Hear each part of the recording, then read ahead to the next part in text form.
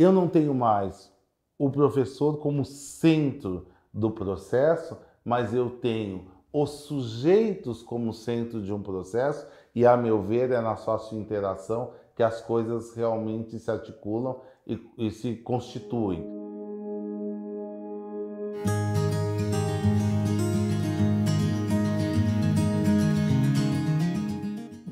Não se pode pensar em novas metodologias de ensino, ou não se pode pensar a escola sem primeiro entender o contexto em que se desenvolve a escola.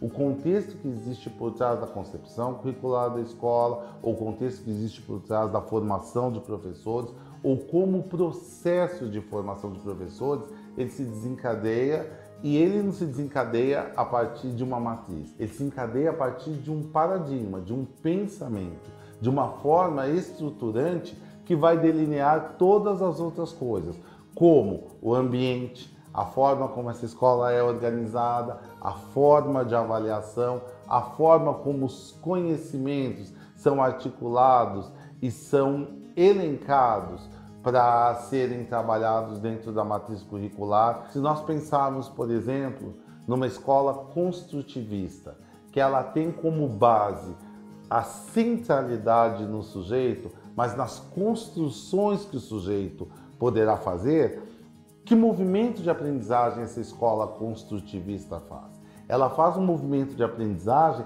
que se articula a partir da relação com os outros sujeitos. A categoria central para discutir uma escola construtivista, somente construtivista, pelo movimento que faz Jean Piaget, se nós dissermos sócio-construtivista ou sócio-interacionista, pelo movimento que faz o Vygotsky, eu gosto de utilizar sócio-interacionistas para essas escolas, porque aí você engloba uma gama de pesquisadores, o Piaget, o Vygotsky, o Vallon, como elementos clássicos dessas representações, mas outros elementos da psicologia sociohistórica, como o Rubinstein, por exemplo, e outros que vão se articulando nesse movimento, que tem como base nessa escola socio-interacionista.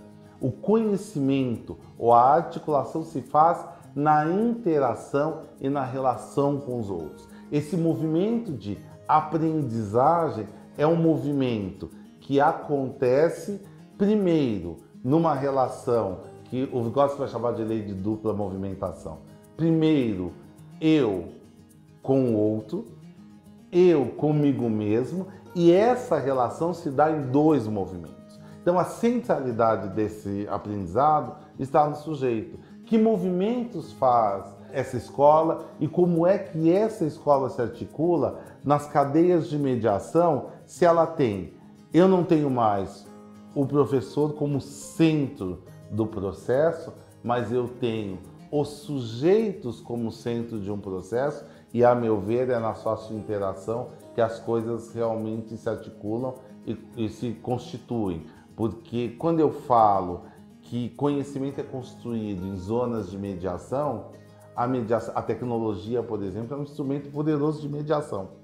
Eu posso me utilizar da tecnologia e a tecnologia ser um instrumento de mediação desta relação. Ah, mas eu estou falando de uma escola que é sócio-interacionista. Como fica o papel do sujeito?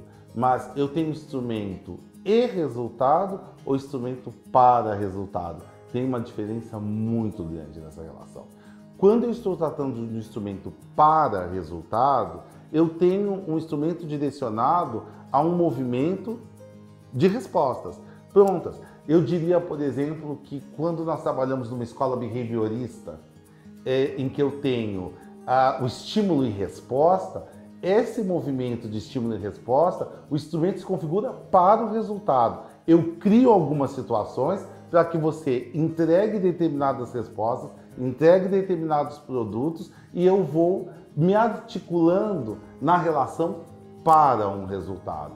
Quando eu falo de um instrumento e resultado, eu preciso elencar as construções e as potencialidades interativas com o objeto de aprendizagem dentro do seu contexto. O sujeito ele vai se articulando nas movimentações nas interações, nas apreensões, numa construção de sentidos e significados e numa relação dialética, ele vai permeando e a resposta que ele dará gera um resultado.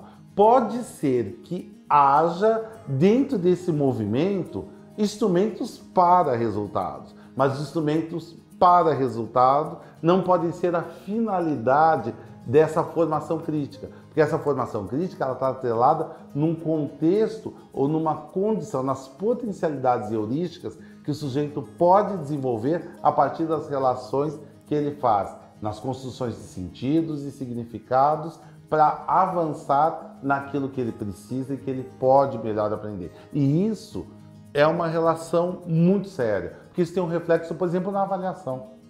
Se eu tenho toda uma discussão crítica, eu tenho uma formação crítica, eu participo de uma escola freiriana em que a centralidade é a formação crítica do aluno. Eu participo de uma escola Waldorf, em que a centralidade é desenvolver um aprendizado a partir das emoções ou dessa educação socioemocional. Ou tenho uma escola montessoriana, em que eu vou articular a experiência a partir das vivências que faz o sujeito. E ao final, eu tenho uma avaliação em que eu tenho 10 questões, você acertou 4, você tem 4 pontos, você acertou 6 e você tem 6 pontos, mas e todo o movimento que eu fiz em relação ao processo? Esse instrumento para resultado não conversa com as potencialidades de transformação que essas escolas pedem, que é um instrumento e resultado. Se eu pensar no uso da tecnologia na escola, por exemplo, a tecnologia ela pode ser um grande avanço da aprendizagem se ela for entendida como instrumento e resultado. Porque se eu entender tecnologia como instrumento para resultado, em que você vai trazer um trabalho e que, olha, esse trabalho você simplesmente digita, formata e me entrega. Bom, sim, eu só troquei de lugar a máquina de escrever, eu tenho um velho modelo skinneriano da máquina de aprender, né? O Skinner tem um movimento da máquina de aprender que eu acho super interessante, que a gente pode fazer na internet hoje. E não tem nada de novo.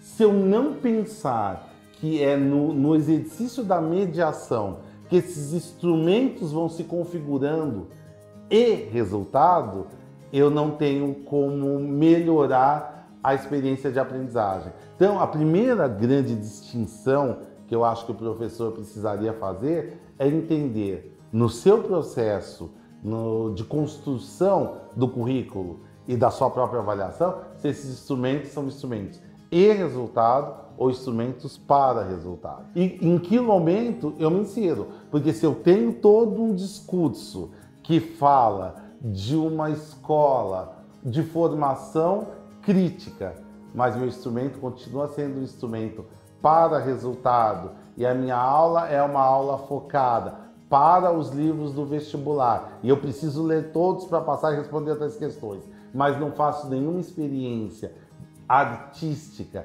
literária, de expansão com esses livros, eu continuo usando esses livros como para resultado. Mas esses livros, para resultados, olha, vou ali, vou prestar vestibular, eu entendi, li Dom Casmurro, li Vidas Secas, respondi, sei quem são os personagens, conheço a trama, conheço a configuração, eu conheço todas as potencialidades literárias, mas eu posso conhecer todas as potencialidades literárias e buscar esse livro como instrumento e resultado e gerar, a partir dessa leitura, que não vai eliminar a compreensão da forma literária, da forma narrativa, do contexto histórico do autor, mas eu vou produzir com ele uma experiência literária, uma experiência de arte, uma experiência de contexto. Se eu olho para Capitu e vou entender a Capitu como um movimento intertextual, né, de uma tragédia grega, de uma obra grega e de uma experiência que eu posso fazer com as modernas Capitus e gerar disso uma experiência poética, essa poética transcende aquilo que é um simples resultado, ela é uma experiência de arte. Então esse instrumento tornou-se e resultado. Eu construí uma expansão. As metodologias ativas, numa grande medida, elas são instrumentos e resultado, porque elas querem gerar no aluno. Apesar de toda uma métrica, elas têm um plano articulado de respostas, mas elas querem gerar no aluno uma relação ativa com esse conhecimento. São instrumento e resultado, porque elas querem gerar no aluno a construção de conhecimento a partir das suas próprias potencialidades. O que eu, Wellington, posso fazer quando aprendo com o meu par mais desenvolvido, que pode ser, eu sou o par mais desenvolvido na escrita e esse é o par mais desenvolvido em desenho, e nessa relação de mutualidade nós vamos nos empoderando e eu posso aprender desenho enquanto ele aprende escrita. E eu posso aprender num outro contexto maior, numa experiência de linguagem multimodal, uma série de outras coisas. Essa é a grande diferença que eu considero entre instrumento e resultado, instrumento para resultado. Eu não estou para entregar um produto, mas eu estou para compreender um processo.